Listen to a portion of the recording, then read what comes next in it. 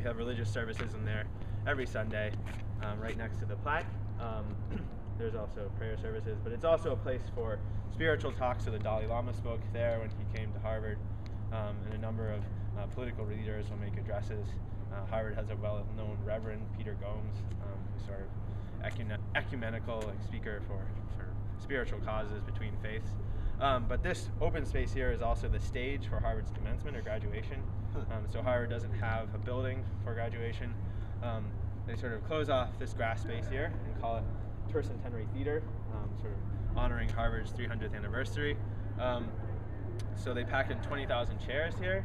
Wow. Really? Yeah.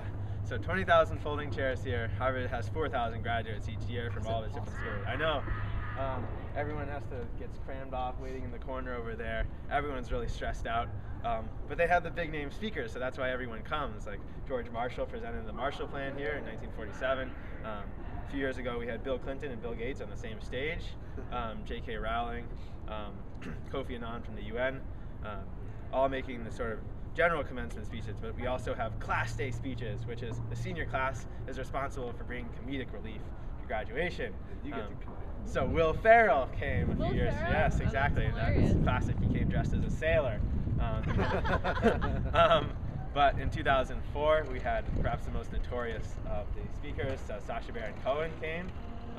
Before he was sort of maximally famous, but he came as Ali G. He didn't come as Sacha Baron Cohen, so he wore his red plastic tracksuit with plenty of bling and fake teeth and everything like that.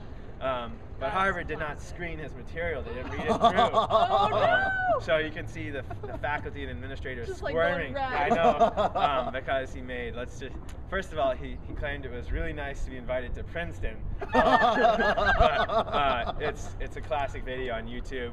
He was so offensive though. He was swearing and making sexual remarks that he was escorted off the stage after 8 minutes. He has a restraining order actually, so if he comes back to Harvard Yard, he will be arrested.